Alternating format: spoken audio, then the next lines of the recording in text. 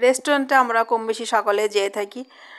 তো শহরগুলোতে যেভাবে অ্যাভেলেবল রেস্টুরেন্ট পাওয়া যায়, জেলা পর্যায়ে শহরগুলোতে রেস্টুরেন্ট সেভাবে অ্যাভেলেবল থাকে না এবং গুণগত মানসম্মত একটু কমই থাকে। তো আমি তেমন একটা ভিডিও আপনাদের দেখানোর চেষ্টা করছি।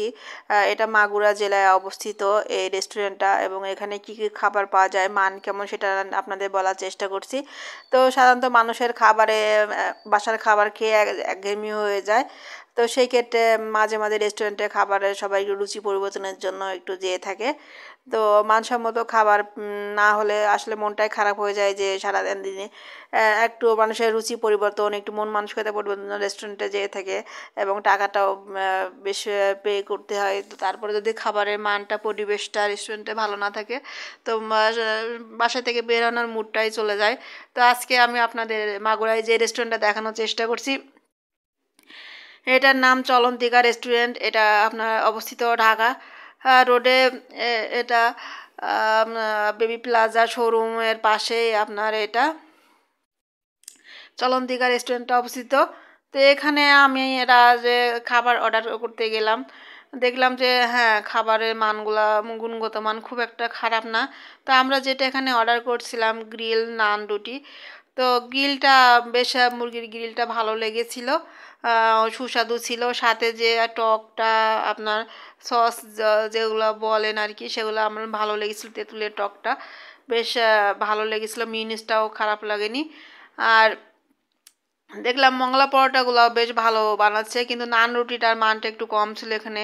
নান রুটি এত পরিমাণ পাতলা ছিল যে বলার অপেক্ষা রাখে না।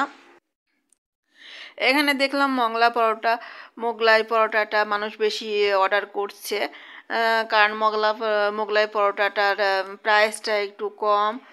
গ্রিল এগুলা নান রুটি একটু প্রাইসটা একটু বেশি হয়ে থাকে, সেক্ষেত্রে বাজেট কম থাকলে মোগলাই পরোটাটা একটু বেশি খাচ্ছে। এছাড়া এখানে অন্যান্য কিছু পাওয়া যায়। এখানে দেখলাম আমি এই রেস্টুরেন্টে সাধারণত অন্যান্য রেস্টুরেন্টগুলোতে এত মিষ্টি থাকে না, যেগুলো ফাস্ট ফুড জাঙ্ক ফুডের রেস্টুরেন্টগুলোতে। এখানে অনেক ধরনের মিষ্টি আইটেম ছিল, যেটা আপনাদের আমি ভিডিওতে দেখাইছি, দেখবেন। এখানে রসগোল্লা থেকে শুরু করে রসকদম, দই, ছানার মিষ্টি, কালো জাম, ক্ষীরের মিষ্টি, বিভিন্ন অন্যান্য কোয়ালিটির মিষ্টি আপনারা দেখবেন, অনেক সুন্দর সুন্দর মিষ্টি, দই, এখানে সবই অ্যাভেলেবল পাওয়া যাচ্ছে। আর ডেকোরেশনটা এত সুন্দর করে সাজিয়েছে, চারদিকে গ্লাস দিয়ে, বেশ ভালো লাগছে দেখতে। ওটা আমি মনে হচ্ছে যেন পানির একটা ফোয়ারা, এরকমভাবে এটা ডেকোরেশনটা করা। তো মিষ্টির কোয়ালিটি, আমি মিষ্টি খাইনি যদিও, তবে মিষ্টিগুলো দেখে ভালো লাগলো, মনে হলো ভালো হবে হয়তো। এছাড়া পুরি বিক্রি হয়। আর দুপুরে আমরা যেহেতু সন্ধ্যার পরে গেছিলাম, সাধারণত সন্ধ্যার পরে এই খাবারগুলো বেশি বিক্রি হয়। আর দুপুরে যারা ভাত মাংস খেতে চান, তারাও এগুলো হয়তো পাবেন, সেগুলো আমি বলতে পারলাম না খাবারের মানটা কেমন হবে। তো এখানে দেখছেন যে অর্ডার অনুযায়ী গরম গরম সব কিছুই সার্ভ করা হচ্ছে, কারণ মানুষের গরমটা খেতে পছন্দ করে, এবং গরম খাবারটাই প্রচলন বেশি। সেক্ষেত্রে এখানে এটা একটা ভালো গুণ দেখলাম, যে এখানে বাসি খাবারের আইটেম দেওয়া হয় না, সব কিছু গরম গরম ভেজে দেওয়া হচ্ছে। তো এইভাবে আপনারাও আপনাদের অবসর সময়ে কোনো রেস্টুরেন্টে যেতে পারবেন। তো আসলে বড় শহরগুলোতে রেস্টুরেন্টে আরও অন্যান্য কিছু আইটেম ওখানে বেশি পেয়ে থাকে। আর এখানে চেয়ার টেবিলের পরিবেশটাও বেশ ভালো ছিল, এবং রেস্টুরেন্টে অনেক ভিতর দেখলাম জায়গা স্পেস আছে। তো ভালো থাকবেন।